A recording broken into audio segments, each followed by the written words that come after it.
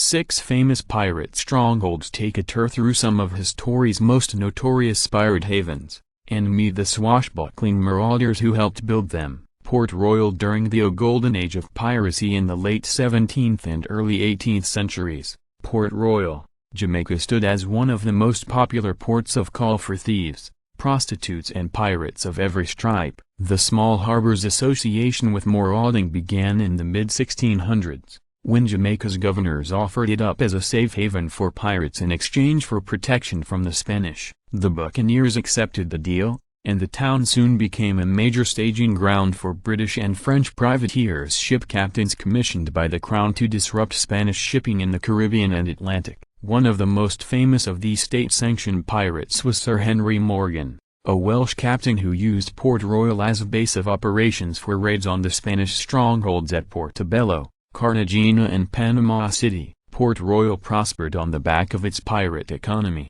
and by the 1660s its streets were lined with taverns and brothels eager to cater to the whims of young buccaneers flush with Spanish loot. Contemporary accounts describe a seamy harbor overrun with gambling, prostitution and drink, where hard-living mariners often squandered thousands of Spanish reals in a single night. Even after the age of privateering had ended, the so-called wickedest city on earth continued to serve as a retreat for a new brand of lawless, freelance pirates. But when these raiders began indiscriminately plundering shipping traffic in the Caribbean, Port Royal's colonial authorities were finally stirred into action. By 1720, the town had begun to clean up its act, and its Gallows Point became a notorious site for pirate hangings. Among countless others, buccaneers like the ruthless Charles Vane and the flamboyant Calico Jack Rackham would eventually meet their end in Port Royal. Street, Mary's Island. Peg-legged pirates and swashbuckling sea captains are usually associated with the Caribbean,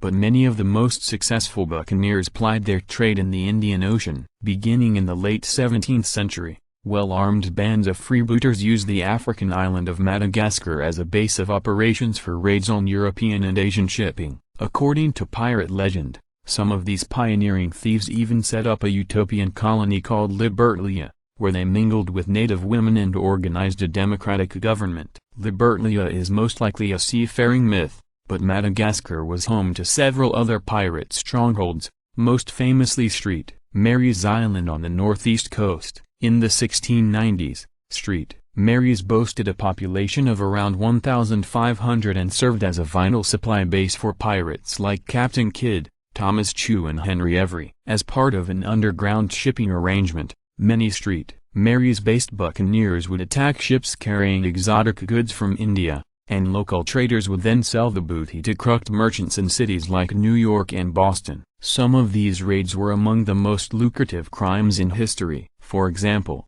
in 1695, Henry Every used a 6-ship fleet to attack a treasure ship owned by the Great Mogul of India. Following a bloody fight, he made off with the equivalent of some $200 million in loot. Tortuga. In the early 1600s, the rocky island of Tortuga served as the chief stronghold of a motley group of adventurers, thieves and escaped slaves who preyed on Spanish treasure ships in the Caribbean. These raiders started out as a band of French hunters on nearby Hispaniola, now Haiti, and it was the French word for their method of curing meat, a boucaner comma, that inspired their feared nickname, buccaneers. The buccaneers fled Hispaniola for Tortuga around 1630 after the arrival of Spanish settlers, and they soon turned to the lucrative business of piracy. To support their operations, they made Tortuga into a fortified stronghold. Jean Levasseur, a buccaneer leader who had once worked as a military engineer, even built a 24-gun castle called Fort de Rocher to help guard the island's harbor. Tortuga became a prime destination for pirates,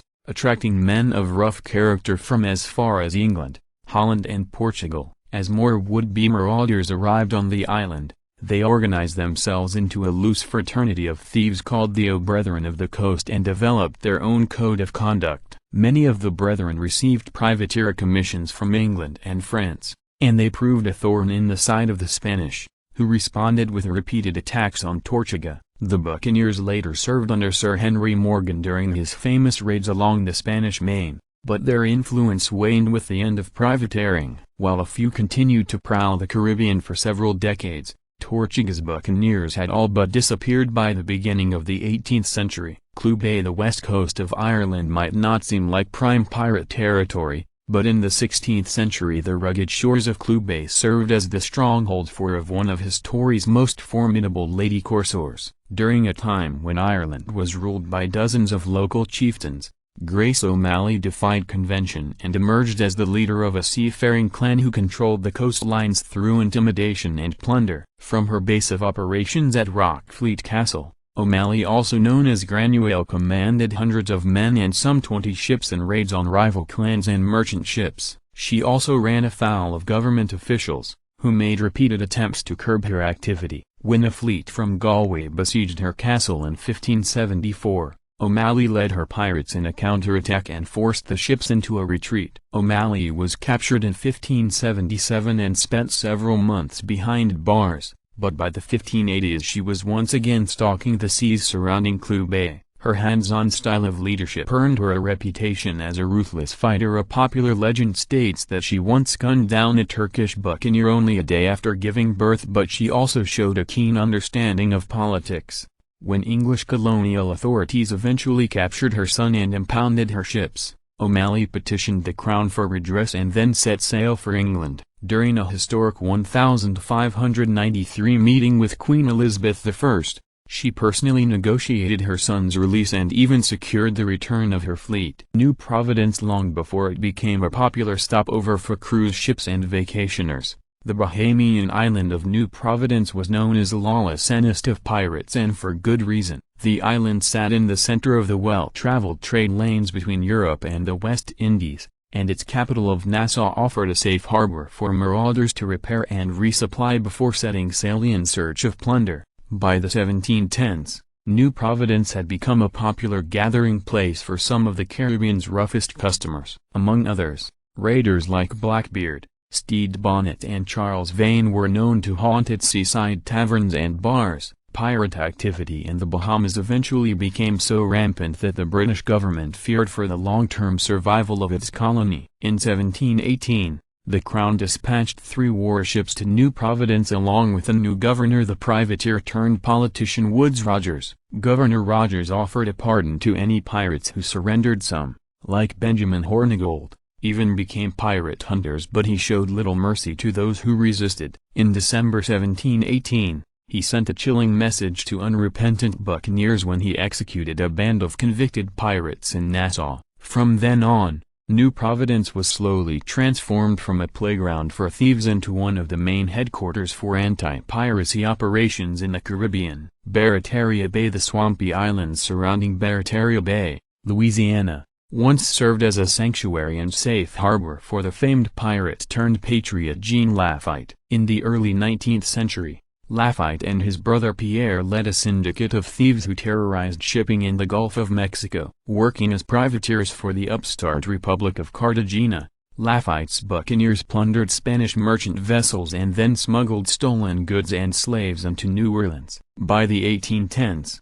their illegal colony at Barataria Bay had grown into one of the busiest black market ports in all of North America. Between 500 and 1,000 marauders frequented the area, and more than a dozen pirate ships regularly occupied its harbor. In 1814, Lafitte famously interrupted his pirate activity to play an unlikely role in the War of 1812. After receiving an offer from the British, who hoped to use Barataria as a point of access to New Orleans, Lafitte instead offered his services to the United States in exchange for clemency for his past misdeeds. Lafitte and his followers went on to serve with distinction in the Battle of New Orleans under future President Andrew Jackson, and he was rewarded with a full pardon. But despite winning a clean slate, Lafitte would not stay away from a life of crime for long. He later led his men to Texas and formed yet another pirate haven on Galveston Island.